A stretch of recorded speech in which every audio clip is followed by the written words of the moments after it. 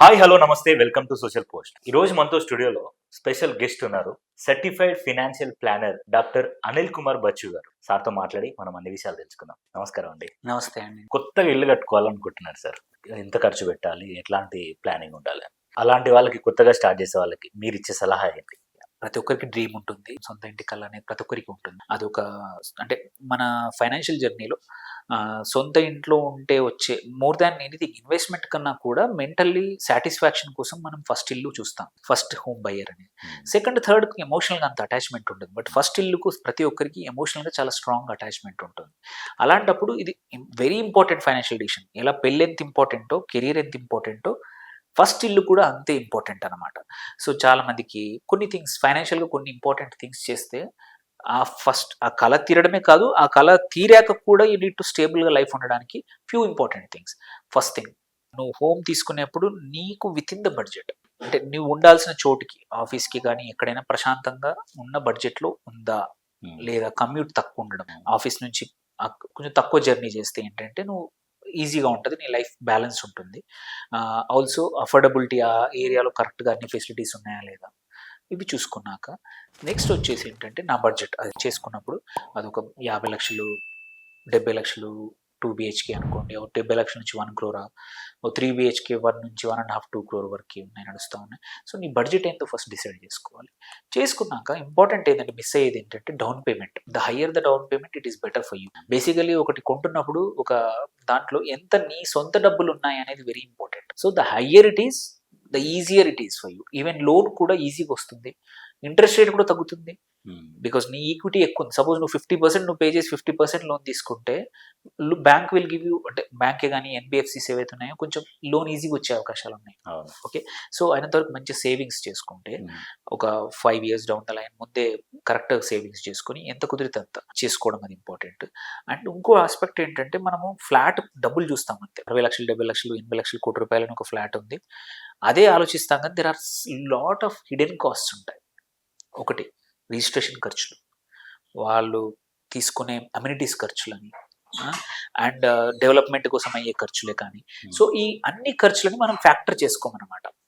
దాంతోపాటు మన ఇంటీరియర్ ఖర్చులు, దాని తర్వాత వచ్చే ప్రాపర్టీ ట్యాక్స్లు కానీ, ప్రాపర్టీ ట్యాక్స్ కాదు కానీ ఇంటీరియర్ ఖర్చులు, ఇవన్నీ మనం లెక్క పెట్టుకోము. సో ఇవన్నీ కన్సిడర్ చేసుకోవాలి. ఎందుకంటే యూజువల్లీ 100 రూపాయలు నువ్వు ఇల్లు కొంటున్నావంటే ఒక 15-20% అడిషనల్గా ఇవన్నీ ఖర్చులు యాడ్ అవుతాయి. So always make a budget for 120 చేసుకొని మీరు చేసుకుంటే మీకు ఖర్చులు, లేకపోతే లాస్ట్ మినిట్ అప్పులు చేయాల్సి వస్తుంది. So unplanned thing. And then important thing, most important thing ఏంటంటే మనం లోన్ తీసుకున్నప్పుడు కూడా ఎంతవరకు ఈఎంఐ తీసుకోవచ్చు, ఎంత లోన్. ఐడియల్గా మ్యాక్సిమం ఒక థంబ్ రూల్ ఏంటంటే నీ house EMI should not be more than 30% to 40%. 30 to 40 మధ్యలో పెట్టుకుంటే ఏంటంటే రెస్ట్ ఆఫ్ ద 60లో చాలా నీడ్స్ ఉన్నాయి, రిటైర్మెంట్ కోసము, వాంట్స్, నీడ్స్ అన్ని చాలా వాటి కోసం పని కావాలంటే 40 కన్నా ఎక్కువ చేయకూడదు. ఓకే, నీ ఇన్కంలో మ్యాక్సిమం 40. సో అంతవరకు కాబట్టి క్యాపిటల్ బిల్డ్ చేసుకొని కొనడం బెటర్. 30 to 40 అప్పుడు నీ హ్యాపీగా ఉండొచ్చు. సో ఇది very important. So down payment ఎక్కువ, 30 to 40%. దెన్ కమ్స్ ద ఎక్కడ చూసుకోవడం అనేది మన చాయిస్ పైన ఉంటుంది. అయినంత వరకు కమ్యూట్కి దగ్గరగా అఫోర్డబుల్ తీసుకుంటే ఎంత తక్కువ అది బెటర్. అండ్ ఇంకోటి జనరల్గా ఏంటంటే అబ్జర్వ్ చేసింది ఏంటంటే అవసరానికి సరిపడా తీసుకోండి. 2 బిహెచ్కే అవసరం ఉంటే 2 బిహెచ్కే స్టిక్ అవ్వండి. థర్డ్కి వెళ్తే మళ్ళీ ఒక 30 లక్షలు 40 లక్షలు ఎక్కువ ఖర్చు అవుతుంది. అది ఖర్చు అనేది నీ లైఫ్ స్టైల్ని నెక్స్ట్ 5-6 years లైఫ్ స్టైల్ని స్క్వీజ్ చేస్తుంది. ఓకే, సో ఎంత అవసరం ఉంటే అంత తీసుకుంటే ఏంటంటే నీకు సరిపోతుంది. బికాజ్ మనము హోమ్ ఏదైతే ఫస్ట్ హోమ్ ఉందనుకున్నాం కదా, దాని ఇన్వెస్ట్మెంట్ లాగా చూడమన్నమాట జనరల్గా. Because it's emotionally your attach to it. So ఏదైనా ఇన్వెస్ట్మెంట్కి ఎమోషనల్ అటాచ్మెంట్ ఉంటే ఏంటంటే first thing especially first home కాబట్టి it doesn't come in to your assets, though it is there. Because you will not అది అమ్మేసుకొని వెళ్ళిపోదాం అనేది ఉండదు జనాలకు. సో అందుకోసమే సరిపడా తీసుకోవాలి, ఎక్కువ కన్నా కూడా. దెన్ ఆబ్వియస్లీ లీగల్గా అవన్నీ డాక్యుమెంటేషన్ అవన్నీ చూసుకోవడం separate aspect which is essential. But loan తీసుకునేప్పుడు కూడా ఎంత తక్కువ లోన్ తీసుకొని అండ్ కుదిరినంత వరకు తొందరగా పే ఆఫ్ చేసుకుంటే మంచిది.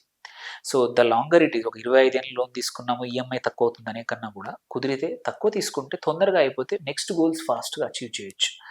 అండ్ మన దగ్గర అడిషనల్ డబ్బులు ఉన్నప్పుడు కూడా, లైక్ ఏదైనా శాలరీ పెరిగింది, బోనస్లు వచ్చినప్పుడు కూడా మన ప్రిన్సిపల్ ప్రీపేమెంట్ చేస్తూ ఇంట్రెస్ట్ టైం తక్కువ చేసుకుంటూ పోతే ఈఎంఐ అంతే పెట్టుకొని టైం తక్కువ చేసుకుంటూ పోతే ఏంటంటే ఈ యొక్క బాధ్యత అయిపోతే నెక్స్ట్ బాధ్యత స్టార్ట్ చేసుకోవచ్చు. నెక్స్ట్ ఇన్వెస్ట్మెంట్ కోసం, నెక్స్ట్ పిల్లల కోసం, ఆర్ నీ రిటైర్మెంట్ కోసం, నెక్స్ట్ వెల్త్ క్రియేషన్ కోసం చేయాలంటే తొందరగా చేయడం బెటర్.